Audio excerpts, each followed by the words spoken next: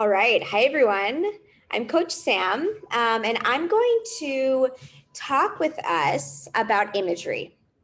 I know it's kind of a big topic of how do we use imagery to help us perform better? How do we use imagery to maybe calm some of our nerves? How do we use imagery at all? What is imagery? We're going to go over the bulk of all of those questions today. So it should be about 5 minutes or so that we're together here.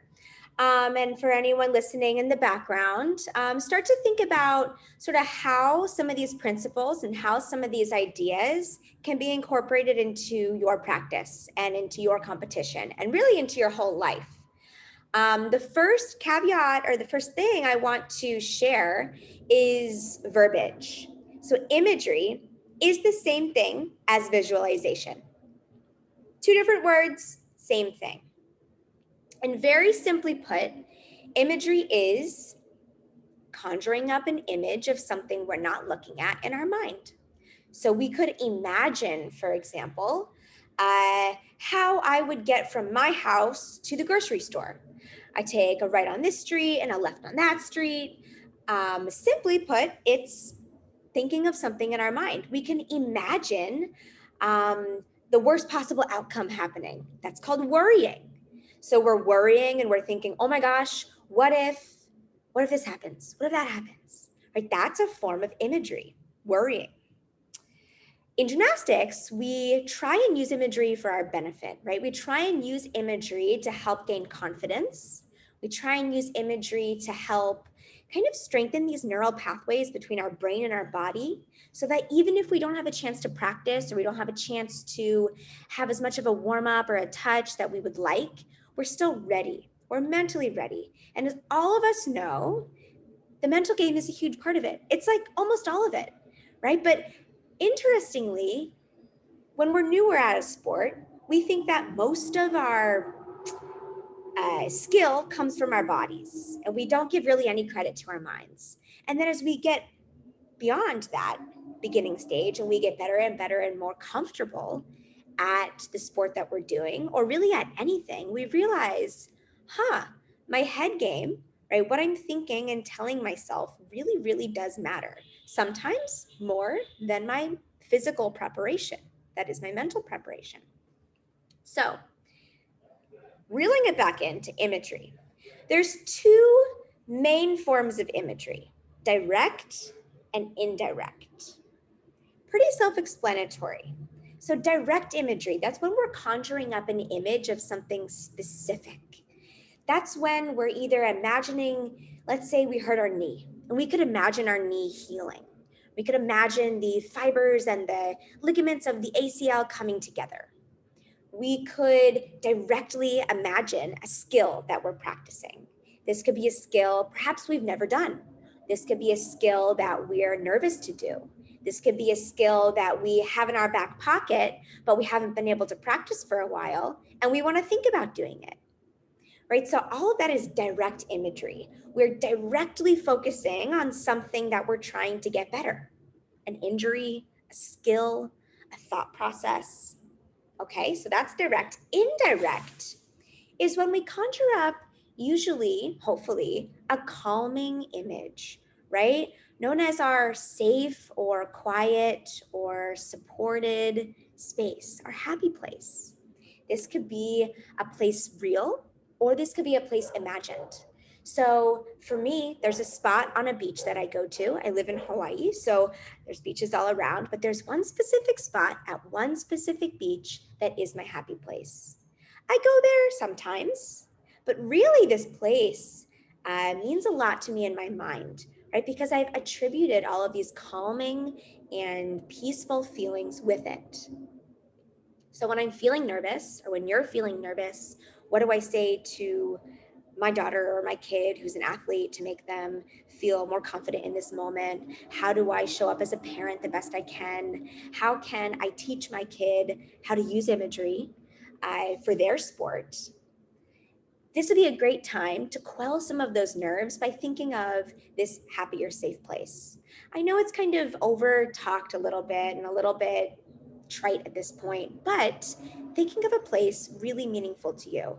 And oftentimes, it's really important to think of a place that is actually alone, right? So it's actually a place that you find yourself without anyone else. And it really becomes a place where you can take care of yourself, where you find a deep sense of calm and peace within. And this can be hard sometimes to really think of a place that is untouched by any other memories, right? Any other stressors, any other thing that makes us nervous or anxious or worried. And so that's when the skill of, okay, can I think of something that's imagined, that isn't real per se, but that is, I'm imagining it in my mind. I can totally make it up. Maybe it's a beach I've never gone to. Maybe it's a room I've never been in. Maybe it's a castle that I've made up. But something like that to basically tell our bodies, we use our brain through indirect imagery to tell our bodies, I am safe, I am secure, I am here, I'm allowed to be present, I'm allowed to be happy in this moment. And so our brain basically rewires our body to lower cortisol, right? To lower our heart rate, to lower our blood pressure. And all of these things work together. So our brain tells our body to calm down. And then when our body is in a calmer state, our body can in turn tell our brain, oh, the thoughts can slow down. The worries can fade away because we're safe. Yes, perhaps they come back. And that's the practice of imagery. And that's the second part of what I want to talk about, which is imagery as a practice, imagery as a skill, imagery as something that some people aren't just inherently good at and other people aren't inherently bad at, right? It's this skill that we practice just like we practice a handstand, a back handspring, just like we practice driving, just like we practice a golf swing, right? Anything that we practice physically, we understand, okay, it gets better with practice. It's a little bit harder to wrap our heads around. It's a mental skill, right? And it's that keyword skill that suggests I still need to practice it. So perhaps as you start to practice imagery or as you start to work with your kid on using imagery, they don't feel very comfortable doing it. All right. It's like the first time they've ever kicked up to a handstand. Of course, their arms are going to be sore. Their wrists are going to be aching, right? The first time they did a back handspring, whoa, it's like this huge feat. I just flung myself backwards. My hands hit the ground. My feet followed suit. And wow, it just happened. I just completely lost my train of thought. But to bring it back to it as a skill, right? So that back handspring becomes easier with time. That handstand becomes easier with time. Imagery becomes easier and more second nature with time. So that hopefully it's even a trigger that our worried thoughts or our feelings of anxiety actually triggers us to, in turn to our happy place. So that pathway of thinking, basically that cycle, becomes more and more ingrained so that we can basically not be living with high cortisol. We're not living in this high anxious state. Rather, we get to that high anxious state and we say, okay, this is what I can do to bring it down. Boom, we go to that image. Or boom, we go to the direct form of imagery perhaps, and we're thinking, okay, I'm worried that I can't practice. Well, turn to your brain. Can your brain practice? For sure it can. So there's a few different aspects of imagery that I want to point out because I think it's useful to think of these aspects to really hone in this idea that imagery is a skill and there's many ways to do it. The way that I do a back handspring is not going to look the exact same way as the way my teammate does, or the way you as a parent cook, I don't know, meatloaf is not the way that someone else next to me cooks meatloaf, right? There's different ways to skin a cat. So one being perspective. Oftentimes when we practice imagery, we're either, let's use the example of being at the beach, the indirect form of calming imagery. So I can either take that image from the first person. So like I'm in my own body, I'm looking out, I see the water, I see, maybe I can see my body, but I can't see the whole thing, right? I do a 360 like I am myself. I'm in the first person. Or I could have that exact same experience as from the onlooker, right? That third person perspective, like you're watching a movie. Like I could see myself sitting at the beach. I could see my whole body and the whole scene, almost like I'm looking from the clouds or something. So it's that perspective. And oftentimes when we practice imagery, we toggle between the two perspectives. And that's okay too. There's not one right or wrong perspective. With practice also comes vividness. So perhaps the first few times that we practice imagery, the image that we're conjuring up is fuzzy, blurry, maybe black and white. That's okay. With practice comes more vividness, comes more clarity with what we're actually trying to imagine. And finally, there's this aspect of controllability. So with practice, and I think this is the most important key, right? So with practice, we're better able to control our imagery, to control what we're thinking or looking at or imagining or visualizing in our mind. I get a lot, I'm not good at imagery because I imagine myself falling.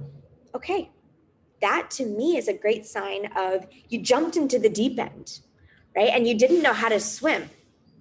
So we hop out.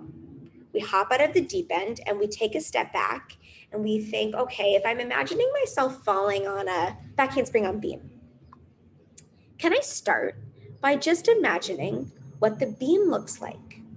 Just what it looks like. Simply put, can I imagine the color of it, where it is in my gym? Or maybe I imagine this balance beam in a wide open space that is nowhere I've ever been before. But I start small. I start at the skill of just imagining the beam. Then I work my way up to, can I imagine myself stepping towards the beam, touching the beam? What does it feel like? Is it rough? Is it a little sweaty? Is it warm? Is it cold? Then can I imagine myself standing on the beam, just standing, right? Can I imagine what the beam feels like underneath my feet? Can I imagine what it's like to walk on the balance beam? Can I imagine what it's like to simply prepare for my back handspring or prepare for saluting the judge before a competition or a routine? Then we work our way up to whatever skill we're trying to imagine. Right? And this can be a skill perhaps we've never done before, or this could be a skill we've become afraid of for whatever reason, or this could be a skill that's in our back pocket and we don't have a chance to practice and we want to just get some mental reps in.